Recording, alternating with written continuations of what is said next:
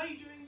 Welcome back to the channel, and today we'll be doing Everton's set of tactics and how they set up under the likes of Sean Dyche and Everton in the game FC24. I know you said EA FC24. I know it is EA FC24, but regardless. So yes, we are going to be doing that. Please, before we hop on into this any further, hit that like button. That would be great. It helps the algorithm, let's YouTube know I'm doing a good job. Let other people know that my channel's available. And also, if you are new, please hit that subscribe button. That'd be fantastic. So, without further ado, let's hop on into it. We've got Beto up front here. Like honestly, honest to God, I love Beto. I don't know why.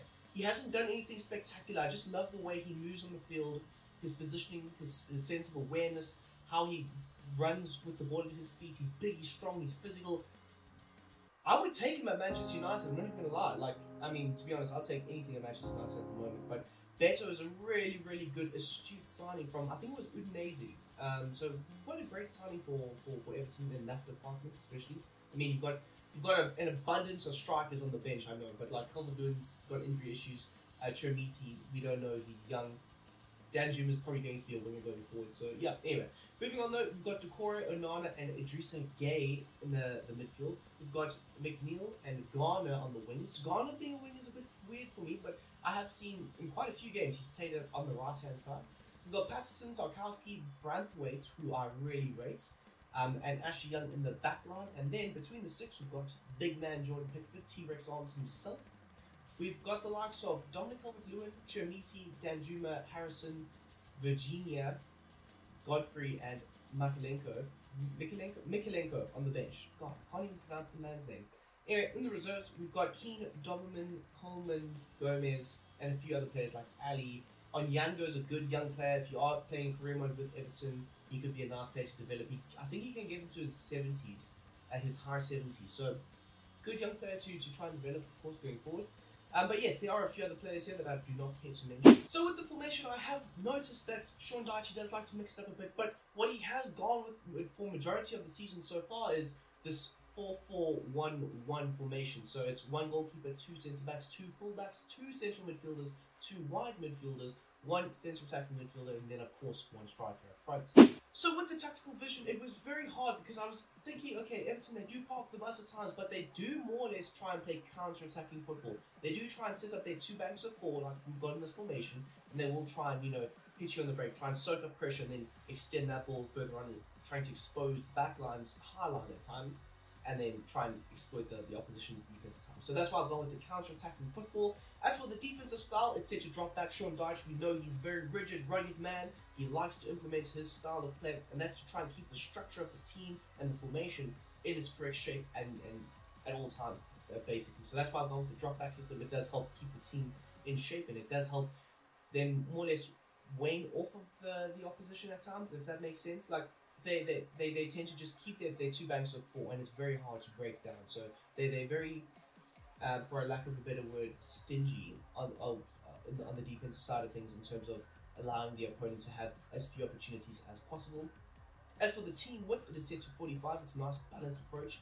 You can go with sometimes having a bit more dynamism between the lines. You do have a very compact system, but it can also look to be a bit more of a man-to-man system as well.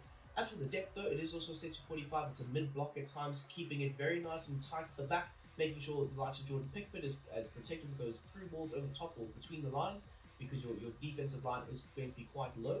As well as it does allow for the midfield to be a bit more interactive with the defensive side of things.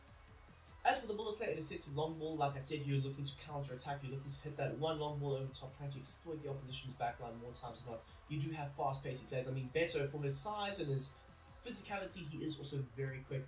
You do have really fast wingers as well. I mean, James Garner, he does have that ability to hit that long ball out wide.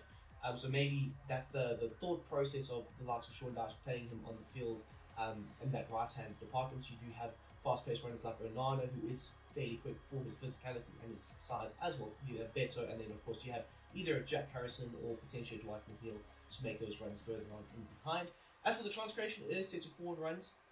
When you are playing counter-attacking football, you want your forwards to try and play on the shoulder of the back line at times, trying to make those runs in behind and trying to get the best of the opposition's back line more times than not. As for the width, it is set to 50, and then players in the box, I've set it to a very composed 4 because you don't want to overcommit too many players in case you are potentially counter-attacked on yourself. So you don't want to overcommit 2 players in the box. More times than not, with the player instructions being factored into this, it will be the likes of Onana as well as your striker. And both of those factors are both tall physical players that can hit the ball very, very well. As for corners and free kicks, as per always, it is set to 40. So we'll start off with the instructions of Jordan Pickford. He's set to come for crosses that have a balanced approach for saving outside of the box. It goes without saying you aren't playing a very hard line, and Jordan Pickford, he is fairly decent with claiming those aerial balls being whipped into the box at times. He has been, more times than not, Everton's lifesaver over the last few seasons, keeping them away from relegation at times. So somehow this man has had crazy games just to keep Everton in the Premier League. So yes, that's why I've gone with those set of instructions for him. Of course, his kicking game is very good. You can potentially have him, launch those balls, trying to exploit that opposition's backline at times, to try and get the forward runners in behind. And then moving on into our duo at the back, we've got Branthwaite and Tarkowski. They have the same set of instructions, the basic set of instructions. You want to try and keep them as rigid as possible, keeping their position, holding their line at times, and not having them move too much. Moving out wide though to our left-hand side, we will start off with Ashley Young. He has got a base set of instructions as well. He will look to sometimes develop and get higher up the field and look to whip in those crosses. But obviously because he is older, he doesn't look to do that nearly as much. He'll look to more or less play in the back line, try and play in the deeper midfield of things. Sometimes looking to invert a bit more, playing a bit closer to Branthwaite at times. But he does have that ability to get forward, which is why I've gone with the base set of instructions for him for everything. But then on our right-hand side, because of factoring the likes of Garner, we do see the right back get forward a lot more, and that's why I've gone with him to join the attack and overlap, as well as stick to position. So he will look to make those attacking runs forward, overlapping the likes of Garner, allowing Garner to have a bit more space in and around him, because you do have that extra player making those runs. So moving on into our midfield, we have got Onana. He's set to get forward and get into the box. Like I said earlier, you will have 2 players in the box making those deep runs, latching onto those crosses that will inevitably be fired in, and that's going to be Onana and potentially your striker. So that's why we've gone with this set of instructions. He is very good at latching onto those crosses and making sure he finds the back of the net more times than not. Normal interceptions though, they are set to be on, cover the wing and then stick to position. So when out of position, he's going to be very rigid with his structure and his formation, trying to protect the backline more times than not. As for Idrissa Gueye, he's said to have a balanced attack, so he'll have a bit more of a box-to-box role, sometimes dropping a bit deeper, collecting the ball off of the back four, helping the back four, helping shield them more times than not.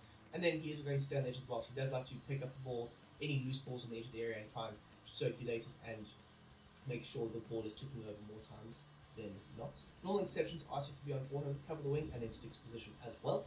Moving out wide though to McNeil, he's set to have a comeback on defense. He's the energy bunny in this team. He loves to run. He's running all over the place. Sometimes he drifts too far inside and it leaves huge gaps on his flank more times than not. But he does like to come back, help his defender, help his fullback out. Having a balance with does allow him to make those custom inside runs, just drifting very far inside at times, or potentially having the ability to stay on the flank, creating width down the left-hand side. He is a naturally left-footed player, so his crossing abilities, you do want to try and get him on the ball as much, having that natural left foot whipping those crosses to supply the front line. Getting him behind is essential. He does like to make sure he's exploiting the back line with his pace, and then aggressive interceptions are set to be on, as well as get to the box. You want him to make those back post runs. You also want him to be very aggressive when pressing the opposition with the ball. Moving on to James Garner, the right-hand sided midfielder, the wide right midfield. He is set to come back on defence as well. You want him having a deeper starting position, linking up play quite nicely with the midfield, which is why we've got him set to cut inside and come short. He will look to more or less develop into the midfield, allowing for Patterson to, advance on forward further down the right flank.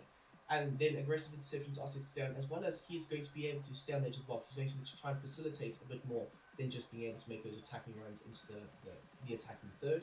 And then we've got Abdoulaye Doucouré. He's set to come back on defence. He wants him dropping deeper, but at times trying to help protect the back line. When you are on the defensive side of things, you will try and soak up as much pressure. And when you do that, you need as many players back as possible, which is why Doucouré will have that role. Getting into the box is set to balance, so sometimes he will make those attacking runs, but more times than not, he's going to hang on in and around the edge of the area.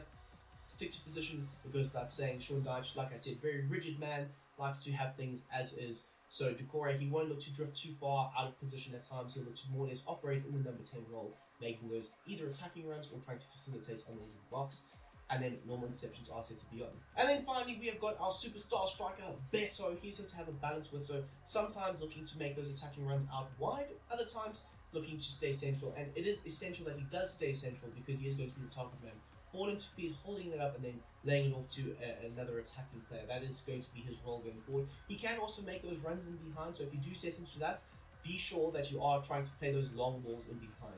But for the time being, because I wanted a bit more possession against Luton, aggressive interceptions are set to be on for him. You do want him pressing that back line more times than not, and then stay forward. He's going to be the outlet ball into feet, like I said, hold it up, and then potentially lay it off to the oncoming attackers that you have with you. So yes, my dudes, that is my version of Sean Dyche's 4-4-1-1 formation in FC24. If you can, hit that like button. If you haven't already, please, that would be great. We are on the road to 3,000 subs. That would be fantastic if we can hit that ASAP. We're growing really, really well at the moment, and I just want to say again, thank you so damn well much to all of you who have shown support, love, and appreciation to the channel. But most importantly, until the next time, I hope you guys have a damn great day. I'm out.